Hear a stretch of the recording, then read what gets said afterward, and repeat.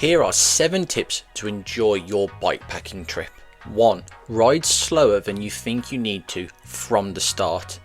Day 2, 3 and beyond will thank you if you start off easy. This is not a one-day ride where you've got the next day on the sofa, so it doesn't matter if you empty the tank. A sure way to be miserable in the latter days is to go too fast from the start. Ride zone 1, lower zone 2 as much as possible. That way you won't tire as quickly and it will be easier for you to enjoy your adventure instead of just surviving it. The easiest way to know if you are in zone 1 or 2 is by using a heart rate strap with a cycling head unit. If you are looking for a new cycling head unit, British Cycling members get 40% off Garmin products. There's a link in the description.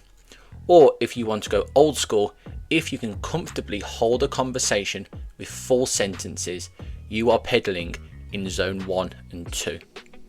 Tip 2. Plan more time than you think you need. This was one of the big successes of my trip to the North York Moors recently.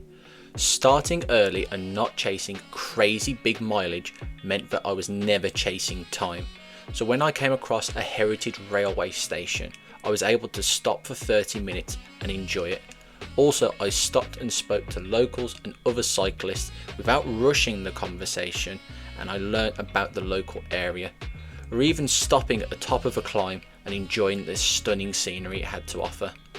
All of this would not have been possible if I was short of time and was racing due to starting late and targeting big mileage. This also helps with tip 1 of riding slower than you think, as I never had to race to catch up time as I had more time than I needed, which increased my enjoyment of my trip to the North York Moors. Tip 3. Relax the bike setup and focus on comfort. You may get away with smaller tyres, higher pressures in your tyres and a more aggressive aerodynamic setup on a one-day ride where you're able to endure that setup in the pursuit of a faster ride. But increase that duration to a couple of days and that setup will really eat away at your body and energy and enjoyment of the trip.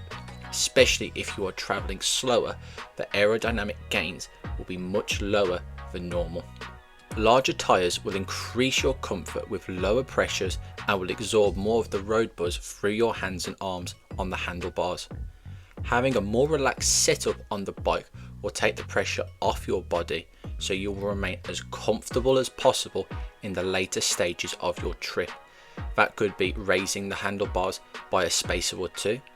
If you have the choice, take a gravel bike instead of the road bike. If you are exclusively on the road, like I was in the North York Moors, just put some road tyres on your gravel bike. You probably won't feel the benefit of these changes on day 1, but day 2, 3 and beyond, you will feel these benefits from the smart changes. Tip 4. Eat little and often. Bikepacking is as much an eating trip as a cycling trip. You may get away with poor nutrition on a one-day ride, but multiple days you will not. You are not just eating for now, you are eating for the next couple of days. Eating something every half an hour on the bike and sticking to it. If you finish your trip and you weigh the same at the end as you did at the start, you have eaten enough and you would have kept yourself energized throughout the whole trip. Be it if you are eating cycling nutrition, like Science in Sport, or real food, or a mixture of the two. I personally aimed for a minimum of 500 calories per an hour whilst I was riding. Also, make sure you stock up on calories when you are off the bike at the end of the day and before the ride at breakfast. This will help you recover overnight and start off the next day strong as you are fueled for an enjoyable day of cycling. If you are finding these tips helpful so far, please like the video.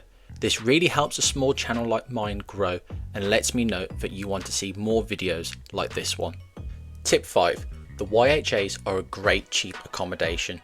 This is not sponsored, but for my first ever bikepacking trip, I was super impressed with the YHAs I stayed in at Helmsley and Whitby. 2 nights stay for a combined £55. That meant I didn't have to take any camping equipment with me. I had a warm shower, a comfy bed, a lockable storage box or locker for my valuables. You will need to bring your own small padlock for that, and most YHAs have a secure lockup shed for your bike. Just make sure you bring a small bike lock with you. Also, make sure you bring earplugs if you are in the shared accommodation, as you never know if you'll be sharing with a snorer like I did in Whitby. I slept perfectly due to the earplugs, which helped me with my recovery and being energized and ready for a final day of the trip. Tip 6. Be flexible and prepared to change. Weather forecasts can change and situations can change, so it is a good idea to plan for potential options to shorten your ride if need be. All 3 days of my ride in the North York Moors, I had ways of taking miles off my route if needed, or potential train options if needed in the middle of the day. Ideally, you don't want to use these if you can help it, but sometimes it's the sensible thing to do for safety and enjoyment. I had to cut my day 3 in half up in the North York Moors due to the horrendous weather forecast in the afternoon. I didn't fancy being on the high moors with strong winds and the heavy rain falling sideways. Instead of getting the train from Thirsk after 55 miles, I cut my ride in half to enjoy the morning sunshine, and I got the train from Grossmont instead. That decision kept me comfortable, safe, and enjoyed my trip instead of being stuck up in that horrible weather on the high moors and being soaked on a long train journey back to Birmingham. Tip 7. Having easier gearing than normal. Unless you are riding somewhere pan flat, you are really going to feel the extra weight on the bike whilst carrying your luggage on any climb.